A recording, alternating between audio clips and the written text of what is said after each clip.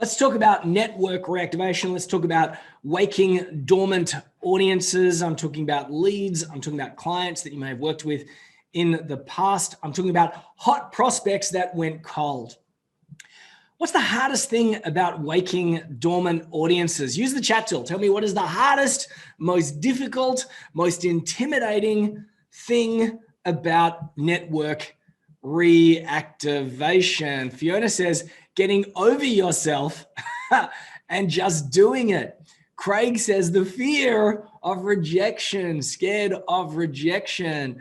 Absolutely. Are there tactical elements that concern you that you worry about? Naomi says, feeling like a dork and saying, remember me? Chris, being ignored again and again and again. There are a whole bunch of different difficult aspects, but most of these things are fears. And what does fear spell? F-E-A-R.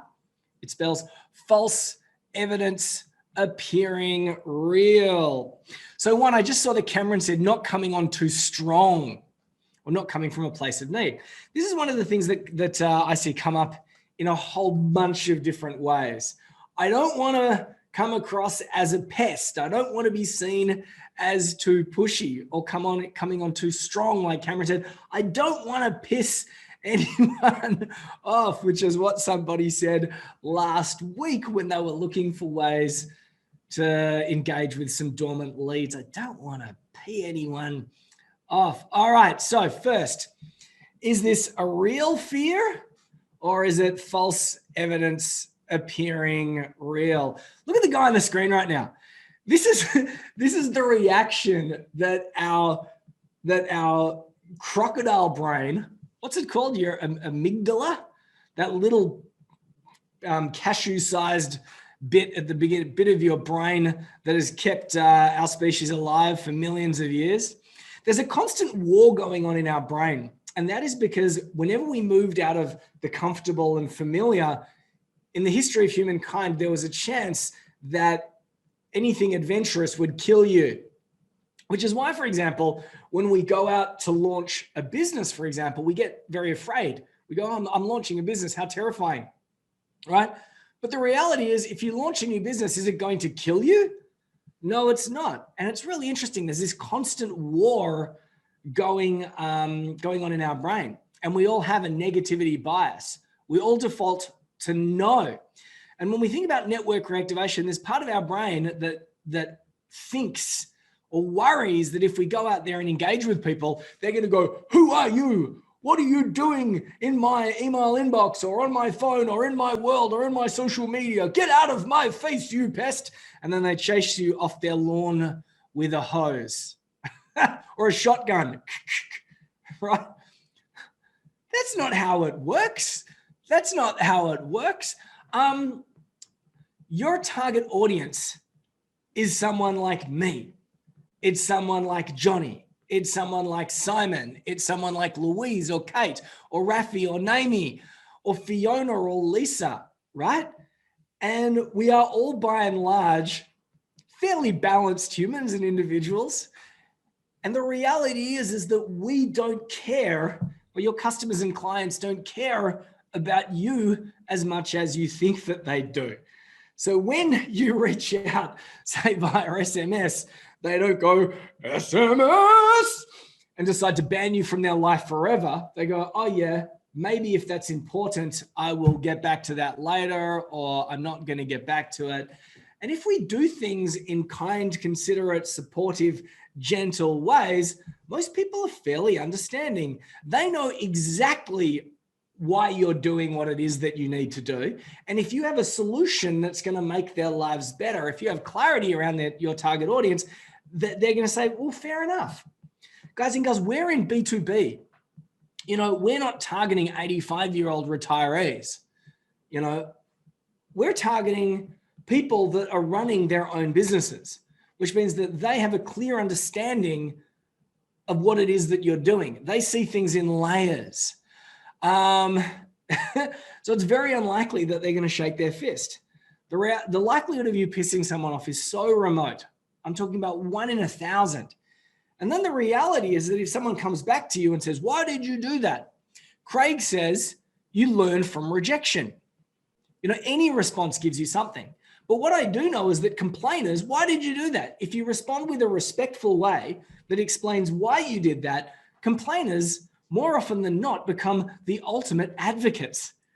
They become champions for your brand. When we're running a print magazine, we used to say, love the complainers. The complainers are fantastic. They give you insight about your business. If you treat them with respect and listen to what it is that they say, because sometimes that's all they want, someone to listen, more often than not, they're going to come back and go, yes, sorry, I think I was just a little bit harsh on you there. I forgot to eat my Wheaties this morning. I didn't get to have my cup of coffee, and I woke up on the wrong side of bed. But thank you for explaining that to me.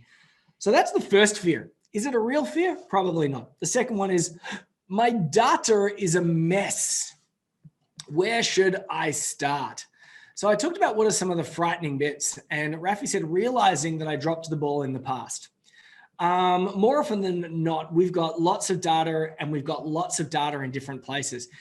Raise your hand, or just say yeah, or just say me if you've got lots of data in different places. And it's not as easy as it should be just to be able to pull the data and do the job that you need to do. Sigh, says Fiona. Yes, says Peter. Hello, says Naomi. Yep, yes, yep, guilty, says Doug Fletcher, AKA Natalie. Yeah, I mean, like, even the best of businesses have data not as clean or tidy as it should be. However, if you are willing to embrace a tool like B2B Dash or any other CRM, you can embrace the wonderful thing that is tagging. That simply means you can import all your data into a tool, come up with a bunch of different tags, and then if you've only got a small amount of data, you can look at the names, you can look at the people that you've got in your database, and you can tag them. So for example, if you've got existing clients and you've got existing clients in Xero or MYOB or Quicken, or maybe you're taking payments online using Stripe or PayPal, or once again, B2B Dash, you can export that data, import that data into B2B Dash, and give it the tag client.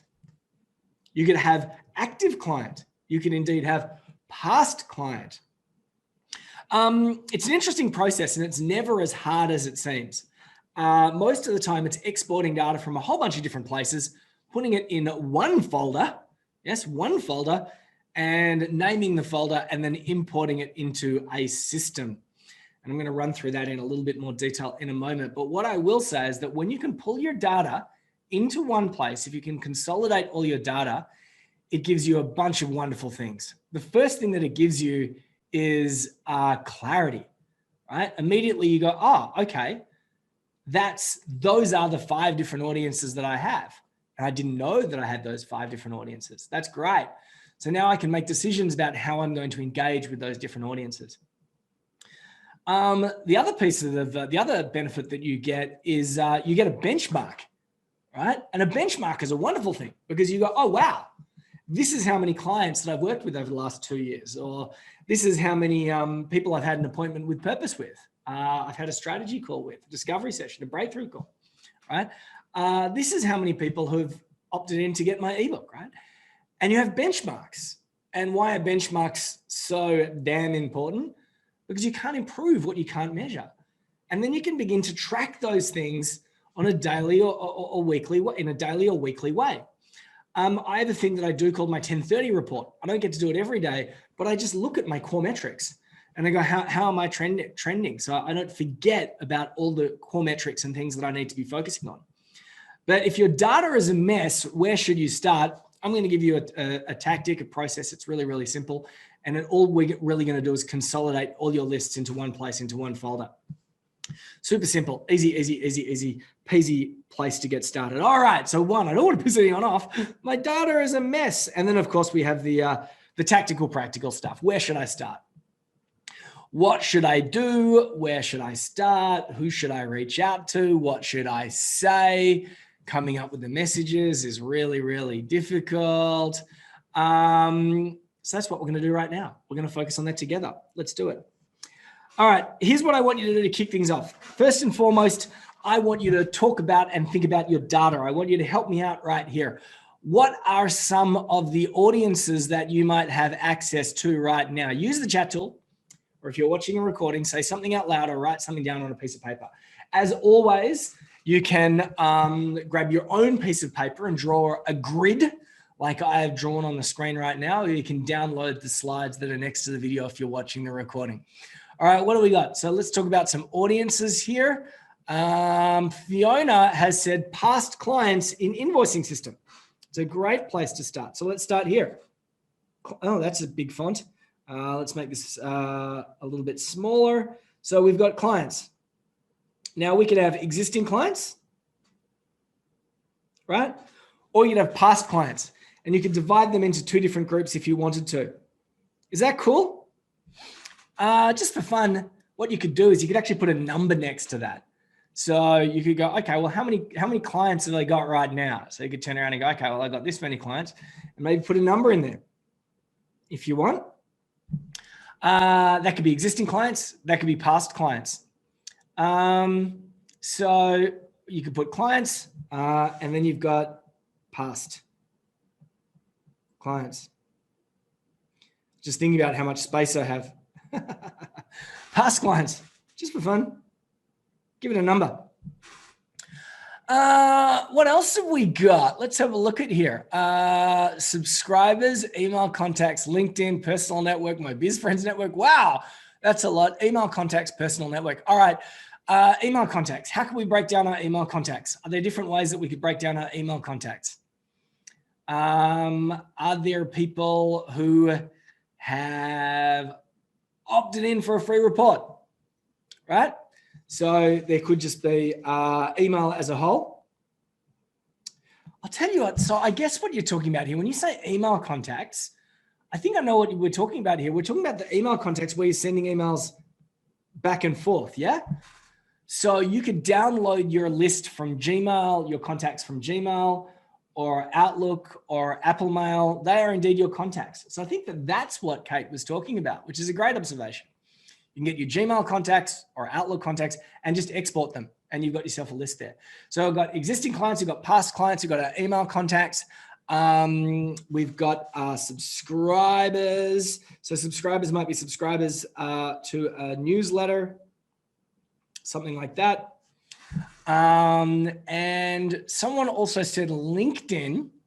LinkedIn's an interesting one because LinkedIn, you used to be able to just download all your contacts from LinkedIn. You used to be able to press a button and it would just export all your contacts from LinkedIn for you, email addresses and everything.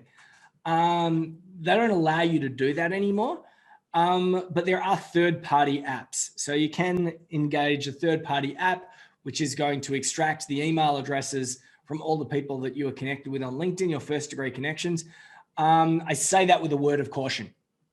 It's pretty easy to quickly be labeled a spammer if you scrape email addresses from just about any source and start cold emailing them in bulk. However, when you look at your LinkedIn network, you might be able to drill it down into groups, target audiences, and then you might be able to export those particular lists. And if you can do that, then you can reach out to them in a personal, meaningful way. What has James written above LinkedIn? Subs and newsletter. I really practiced this morning, and then suddenly it started. And I don't know. I think that my iPad's on a weird level, on a weird angle. That's probably it. It's the angle. It's not my handwriting. Let's have a look at this. People who are business networks, right? So there could be people who are potential SMAPs, strategic marketing alliances and partners. Now, those are people that you might just write a list of. And I'm also just going to add here people who are top of mind. Like there are people who are top of mind. And I'm going to give you an example of people who are top of mind and in a minute, because I did a bit of top of mind marketing yesterday. And I'm going to show you what I did for top of mind marketing. I also like how Fiona has said those 3 boxes of business cards I've collected over the last 5 years at networking events. Out there is an audience as well too.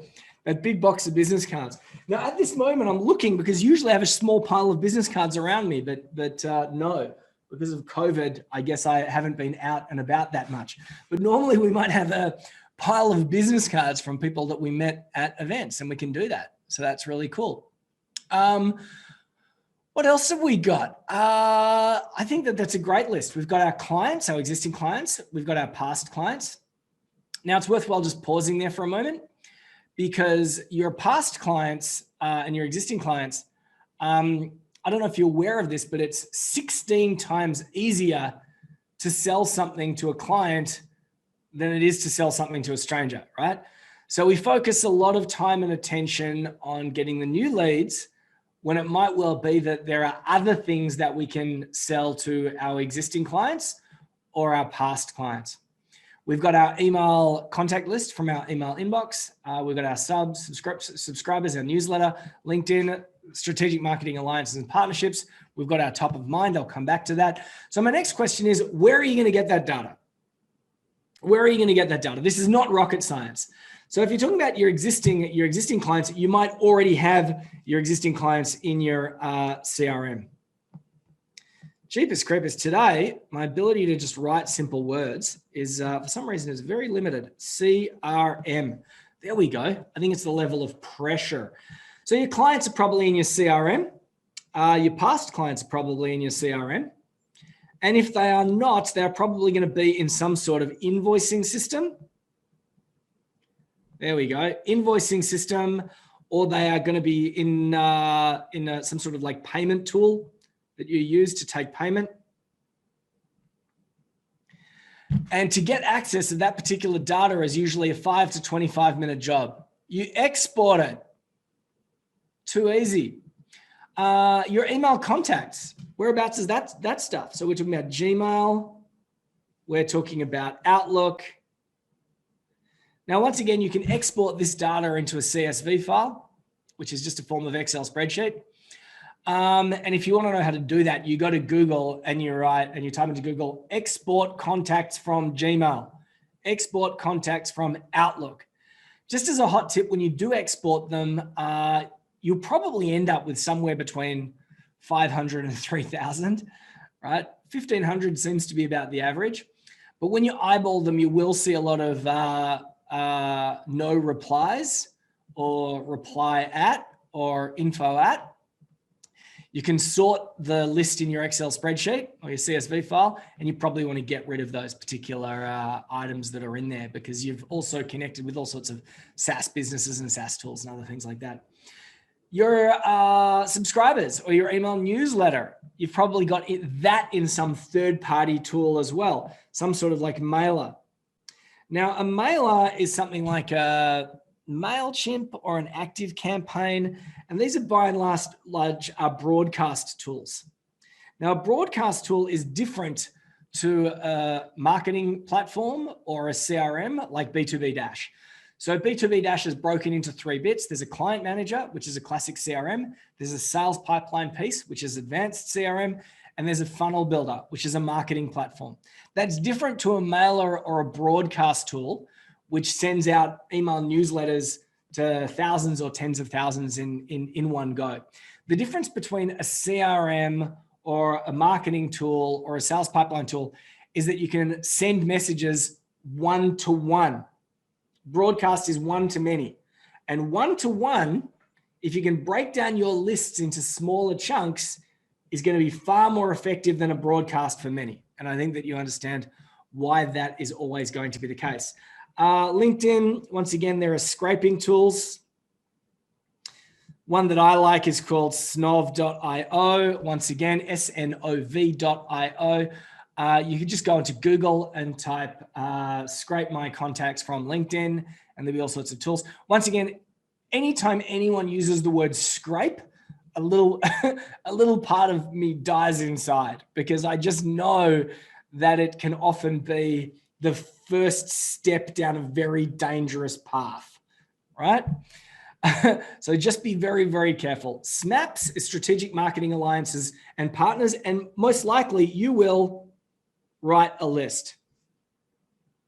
Or you can work through our training on strategic marketing alliances and partnerships, and that will help you write a list. What's top of mind? Top of mind is what I did yesterday. And I sat down and I had a coffee and I enjoyed a cup of coffee, and I wrote down 10 names of 10 people that immediately jumped into the top of my mind. And I thought, these are people I should be reaching out with and engaging with right now. And once again, these were write a list.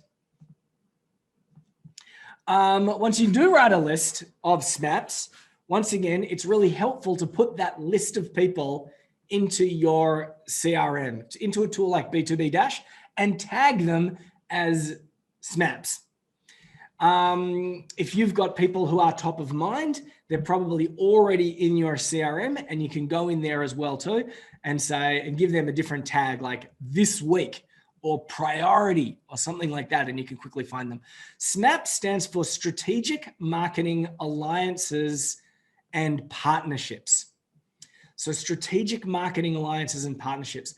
There are people out there within your business network, and there are people that are beyond your business network that have access to the audiences that you want to reach, which is once again why it's really, really helpful to have clarity around your target audience.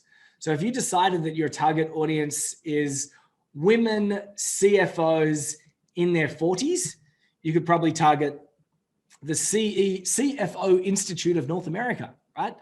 You'll be able to find people out there. So a SMAP is a strategic marketing alliance or partner. It's usually somebody else that has access to your audience. It could be a media business. It could be an industry association. It could be a complementary, non-competitive business owner that targets a similar audience to you. That's what a SMAP is. And we have training on that if you want to go down that path, because it is a very valuable path. There we go. So when it comes to getting your data, it's not such a big deal. Pulling together your data is something that most of us think about doing and rarely, if ever, do. If you haven't done this for a while, and I'm talking about in the last 3 months, I highly recommend that you take care of this in the next 24 hours. Indeed, if you are watching this in the morning, I would recommend setting aside time to do it today. It's one of those things that we put off and we put off and we put off. But when we do it, it just opens up opportunities. I mean, like it really does. Suddenly you can take a step back and go, wow, I've got all these clients that I need to reach out to, these past clients that are dormant. What could I do with my email database? What could I do with my subs? What could I do with my LinkedIn, right? And it's not a big exercise. It's maybe an hour to export all the data from, in this instance, what's that? 1, 2, 3, 4, 5, 6, 7. You might start with 4 or 5 and pull them out of those particular sources and put them in a folder on your desktop. And that's the first step to being able to move forward with scale. Awesome. All right. So that's your data. Was that difficult? Give me a score, 1 out of 10. 10 is like, that was so crazy hard, I'm never going to do it. To 1 is, that was so easy peasy. I have no idea why I haven't done this already. All right. Straight off the bat, I've already got a 1. I'm pretty sure that just about everyone in the group is going to give me a number that's under 5. All right, cool. If you are planning on doing something like this in the next 24 hours or even today, Rafi just gave me a 1.2. Freddie's giving me a half. If you're going to do this in the next 24 hours, give me a yeah, give me a yes, give me a holla, just give me a me, or I'm going to do it. GSD, maybe type that. Get stuff done. Rock and roll. All right. So the fear piece is usually a little bit irrational. I've talked about that. And as we get into this a little bit further, you'll begin to realize that most of your fears are false evidence appearing real. In terms of sorting the data, it's something that sits at the back of my mind. Oh, I've got to do it. I've got to do it. It's going to be so painful. It's going to be hard. I've got to set aside the time. However, no.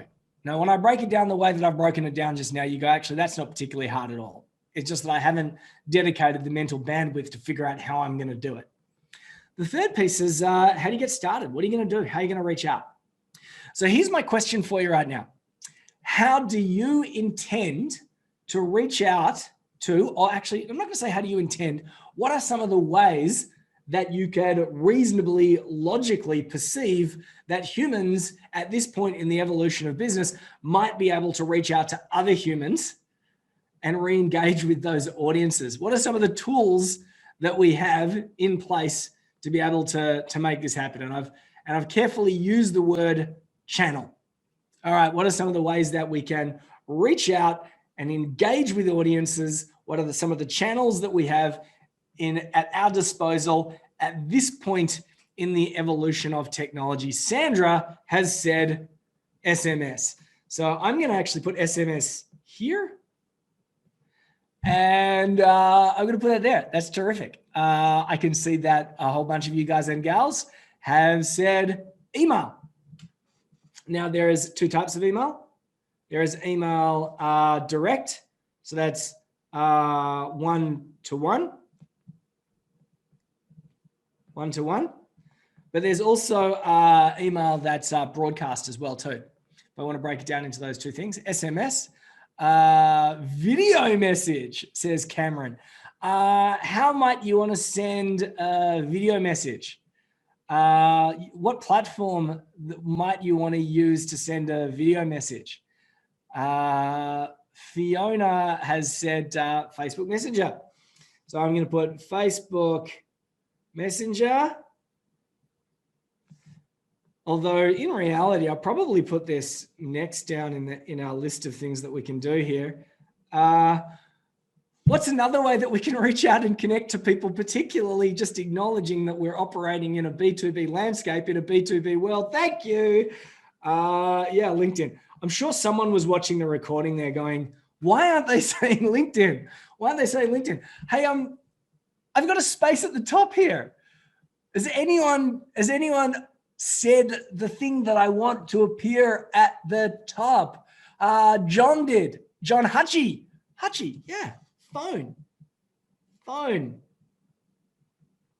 Pick up the phone and make a call. Now, this is not cold calling. And you know that I'm Mr. Anti-cold calling. I call that dumb outbound. But intelligent outbound does include the telephone. It does. If someone is warm and they are interested and they are, someone that you can help, give them a call, right? There's different ways to give them a call. So let's have a look at some of the strategies that we can apply here based on the types of topics that we've got. All right. The phone call. All right. I've got three columns, right? The phone call. All right. If you're going to call someone out of the blue that you haven't heard from in a while, what is something that you might think about saying? What is something that you might want to say? You call someone out of the blue, you haven't heard from them in a while, you pick up the phone, you call them. What is something that you can say? Naomi says you can give them something. Yeah, I mean, like I've worked with a guy called Troy Eady, and he calls people up just to say, hey, I'm giving you a call because I just pulled this thing together. Do you want it? That's something that you could do. How are you, says Kate. That's a great question. How are you? What's up? There are things that we've been doing for years, and they're just check-ins, right? And we feel a little bit awkward about them, and we feel a bit tedious. But if you're working with someone who is an existing client, right? If you know someone as an existing client, you're up here and you're reaching out to clients, existing past clients, you can quite literally just call out and say, hey, I just wanted to check in. How are you? Yeah. Hey, Barry, it's been a million years since we spoke. Just calling, wanted to check in. How's biz? What's up? Right? Yeah, that's great. I give them a call, check in. All right. What if, oh, by the way, hot tip here. A great second sentence is always, hey, is this a good time to chat? Do you know why it's it's a really good thing to do? Hey, Barry, I just wanted to check in. How you doing, mate? Oh, great, James. What's up? I just wanted to check in, but first, is this a good time to chat? And Barry says, nah, it's not a good time to chat. I got something else I got to do. All right, well, let's book a time. It's been too long. I'm going to open up my booking appointment thing right now. Have you got yours there right now? Let's book a time. And Barry might say, no, listen, I'm really going into a meeting right now, but can you send me your booking link? And then you can send the booking link and you can have an appointment with purpose. which can become a check-in session. All right. So that's clients. All right.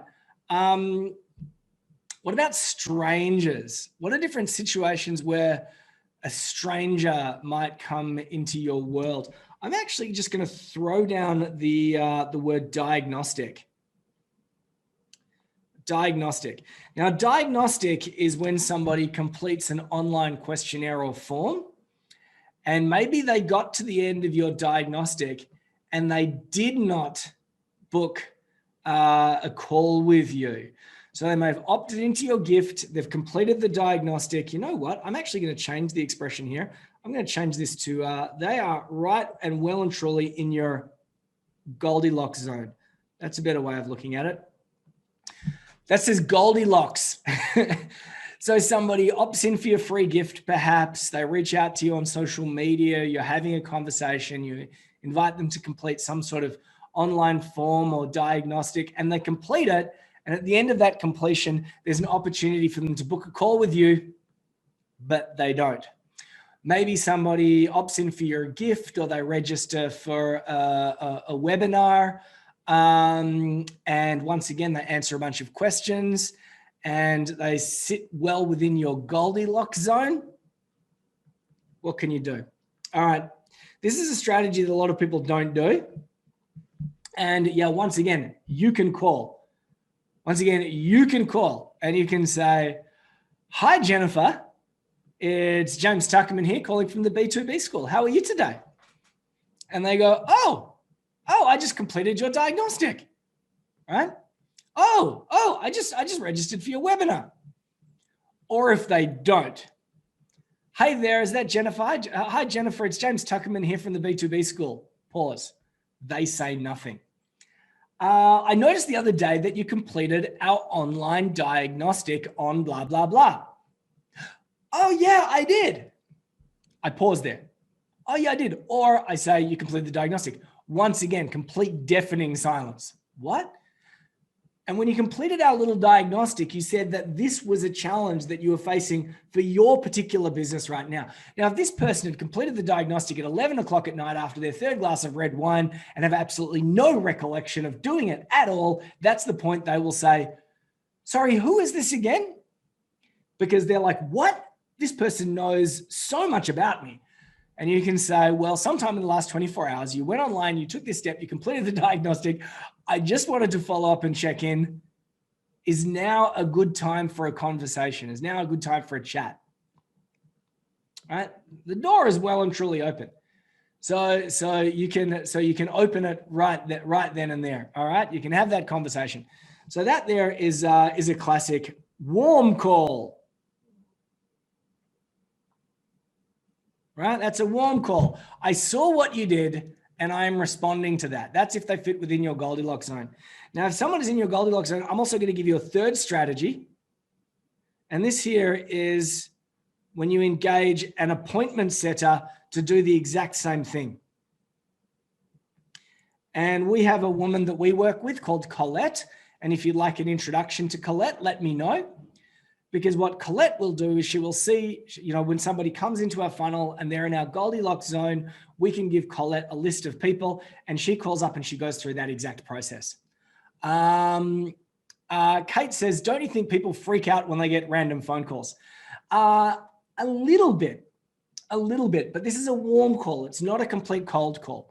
So for example, Kate, if you had just attended my webinar, right? You've watched me for 90 minutes on a webinar, talking you through a process, and then you get a call from me. Do you freak out? No. If you've completed a diagnostic and you have downloaded, every, little piece of wrongness that's happening in your business right now, and you get a phone call from the doctor or the doctor's secretary or assistant to help you get through that problem, are you going to freak out? Here's another way to think about it. Imagine that you called, you went online and you filled out an online form because you were worried about your gouty left toe. And then you got a phone call from the doctor's surgery. "Oh, we saw you completed the online form about your gouty left toe, and we think that you should make an appointment." Kate says, "I get you. I think I just have to get over it." So first and foremost, don't overlook just the power of the telephone. None of us like cold calls and none of us like cold calling. I'm not suggesting that. If they're an existing client, check in. If they're in your Goldilocks zone, you can do a warm call or you can engage a setter to do that. And I believe that a bunch of you guys and girls are probably going to go down the setter path because it's what you do as your business evolves. The check-in is easy. The warm call is a good experience to learn. And then once you start to get the volume, you can pass it off to somebody else. All right, SMS. What are some strategies for SMS? You want to reach out to a client via SMS. What might you do if you wanted to reach out to a client via SMS? What are some of the things that you could say? I'm going to give you the craziest, most random strategy that I use. And how I'm going to write this, I've got absolutely no idea. I'm going to write this in a way on the screen that you look at it and you go, wow, that makes sense. All right. All right, here we go. What have we got here? If someone is local, I ask if they're going to attend the next significant event and arrange to meet them just after. That's terrific, Fiona. Never thought of that. So event, are you going? Let's meet after. Are you going? Let's meet after. That's a really good one. Here is my message, and I'm just going to hide some of the other stuff that goes with it underneath it. But at the top of that, I'm going to have to read it out to you, but it says, dude, I just saw your doppelganger in Geelong. It's the universe telling me to get in touch. Now, if you ever get that from me, you're going to go, you insincere bastard. But the reason why that exists, it's my doppelganger message, and it obviously only works with someone that you know what they actually look like, is because one day I saw someone and it looked like my friend Lincoln Easton, and it was a spitting image. So I SMS'd Lincoln and I said, Lincoln, I think I just saw you. And Lincoln replied and said, dude, I'm so glad that you reached out. I need to hire you. I want to pay you some money. So there you go. That's my doppelganger message. What else can you do? What else can you do via SMS? Now, this came up a little bit earlier, and Naomi said, give them something, right? So yeah, a gift.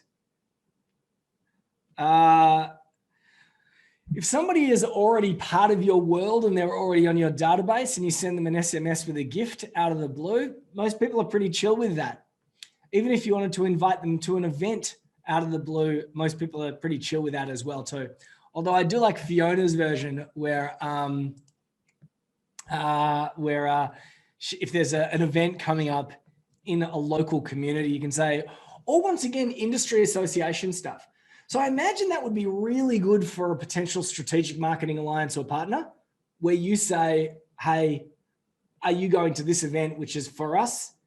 Let's meet up afterwards. That's a really good one. All right, email. What are some of the messages that we can use if we want to reach out to people via email? Anyone got some examples of email templates that they like to use? I believe that one of the Hutchies came up with an example way before we got into this. Katrina says, hey, James, there's a chamber event coming up. Want to meet after? That's an example of Fiona's strategy that could be done via SMS. Let's have a look here. I think it was Craig. Was it Craig or John that gave me an example of something that we can do really, really quickly? Let's have a look. Here we go. Craig said an email that says, I've missed you. Right? Now, I'm going to use Craig's language, and then I'm going to share what language that we're using. That's a really good example. Somebody else said that they've got a blog post that they've just written. That's cool. Another favorite of mine. What else have we got here? 9-word email, says Rafi. Yeah, 9-word email. That's a great one. 9-word email. Another one that I might put in here is, if I can squeeze it in, is a survey. Actually, why don't I save it for LinkedIn? Survey. So I've put together this survey or this poll, and I'm interested in one thing that I get. Simon wrote, just checking you got my email from the other day. And Fiona says, oh, Simon, that's a spam email messages. I get it all the time. Why do you think you get it all the time, Fiona? Don't send that as an email. Send that as an SMS. And when you get the response, who's this or no, it's like, oh, okay, it must have got lost in the ether, and then send your email and your email will be read. Oh, Simon, that's devious in a good way, right? So what Simon has just said, to reiterate, is we might send the email, we might follow it up with the SMS. Did you get my email? They say no, and then it happens again. And the spammy part is if you do that to snap. That's spammy if you're doing it to a complete random person. If it's someone you know, that you're trying to reactivate, it's completely normal and fine. Yep, that's cool. Okay, LinkedIn. So LinkedIn, I love a survey. I love a poll. That's a really nice, helpful, easy way to reach out to somebody. What is another way that what's another, excuse or rationalization for reaching out to other people on LinkedIn? I am going to say I've just started a group. That's a good one. Obviously that can go to here. That can go to there as well too. We can do that for Facebook Messenger. Any other ways that we've wanted to reach out with people? A really soft way to reach out on LinkedIn is the offer to make an introduction, and it's as simple as, "Hey, Fiona, I've got lots of connections in your industry. Let me know if you'd ever like an introduction." Barry said an article post as well too. Now, as I do this, there's going to be part of your brain, just as Simon has shown, that we can work on ways that we can overlap. So we can look at these different things as a whole and we can go, you know what? I really like this idea. I'm going to do this check-in right here. But do you know what I'm then going to do after I do the check-in? I'm going to send them a gift after I've done the check-in. The gift might redirect to an appointment with purpose. You might go, you know what? I'm going to send them an email, and the email might be an extension of the phone call that you've made. So glad that I checked in. I've really missed you. At the same time, you might decide to go and hit them with a survey followed by an offer to introduction, followed by a group invitation on LinkedIn. And you look at it and you go, you know what? I'm going to do it in this order. I'm going to go check into gift, gift to email, email to LinkedIn, and follow that particular order. Have you been playing along? I hope you've been scribbling. Once again, a lot of this stuff is not as difficult as it might seem. You have the resources, you have the infrastructure. The trick is just to come up with what strategy is going to work best for you, for your different audiences.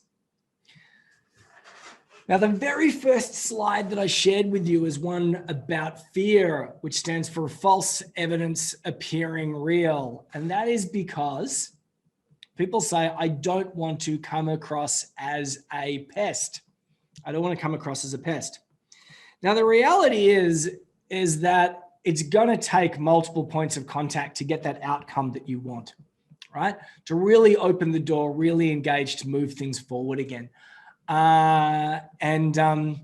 Obviously you want to get people back into a system, into a flow where they're booking a meeting with you, your own off-ramp, into your own funnel. That's great. But however, it's more often than not going to take a couple touches, a couple nudges. On the screen right now, you can see 1, 2, 3, 4, 5, 6. Let's finish it up with the 9-word email. And we've got, what do we got here? We got 7 touches. Pretty good place to begin. All right, so here's a little bit of homework, and here's something that I want you to be thinking about, and you can do this in your own time. Here's what I want you to do. I want you to open up a piece of paper that looks something like this. And I want you to go day 1. What are you going to do? So you might go 30-day schedule clients, right? Existing clients or past clients, whatever it works out to you. Day 1. All right. What are you going to do? I think I'm just going to do the check-in. I'm just going to call them up. All right, cool. Day 2, day 5, day 10, day 17. What's 17 plus 7? 24.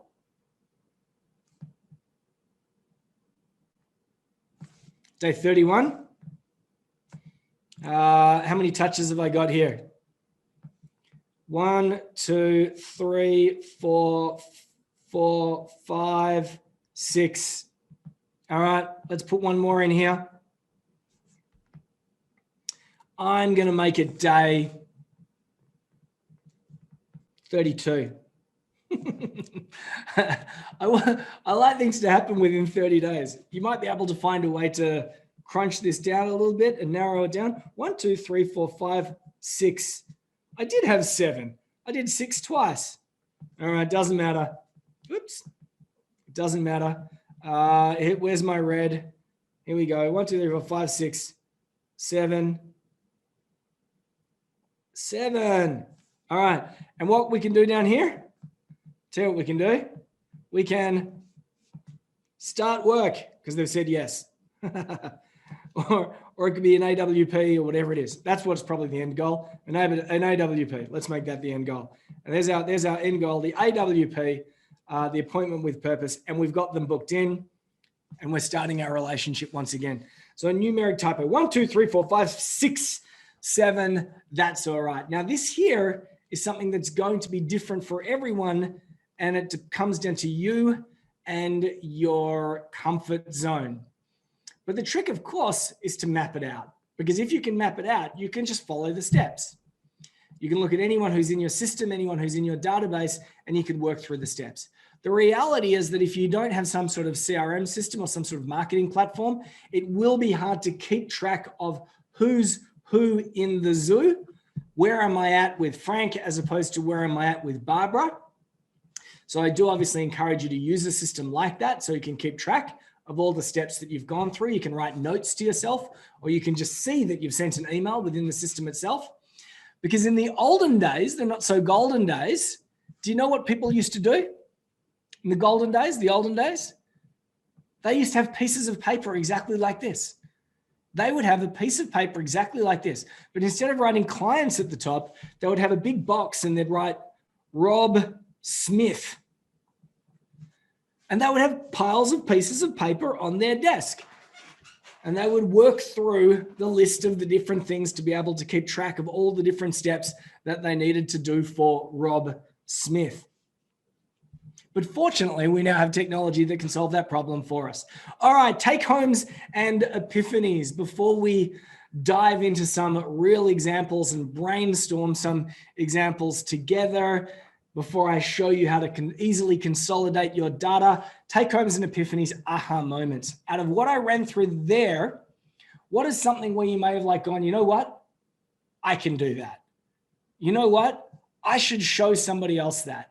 You know what? That's something that I'm going to introduce to my VA. You know what? I've got a business partner and we really need to do that. You know what? I've got a life partner and I learned something today that I think I'm going to share with my life partner. What are your take homes and epiphanies? What are your aha moments? What will you teach others? What will you do or implement in the next 24 hours? So Chris said, doing the schedule. It's very important that you do this piece of the exercise. Say something out loud or write something down on a piece of paper, because otherwise there's a real risk that it'll go in one ear and out the other. Kate says she wrote down 3 names that she's calling tomorrow. That is brilliant. That's a great one. I absolutely love that. We have a habit of massively overcomplicating things. I'm trying to simplify things for you. 1, your fear is false evidence appearing real. 2, you've got the lists, you just need to consolidate them. 3, reaching out is not that hard. You just need to take a step back and go, what can I do? And let's pull together a little mini schedule of what I need to do. Barry said, I'm going to dive into my finance system and find old hard copy invoices. Yeah, you know, it's worth it. I had a guy that went through this training years ago. His name was Dylan, and he bought a business, and it came with a database of 18,000 contacts. The database was in the form of boxes of A4 paper in the basement. So I think he hired his cousin or his nephew or something to, you know, like his teenager at $10 an hour to write down the most recent 1,000 customers. Let's have a look here. Naomi, doing this schedule. No, Cameron, I'm going to do this schedule. Epiphany, Chris has an epiphany. I wait so long before I do the social media that it becomes out of date. I just need to start. Yeah, a lot of this stuff is we wait too long. That's a very good observation as well too. We wait too long, which means that then it becomes harder to reactivate and re-engage.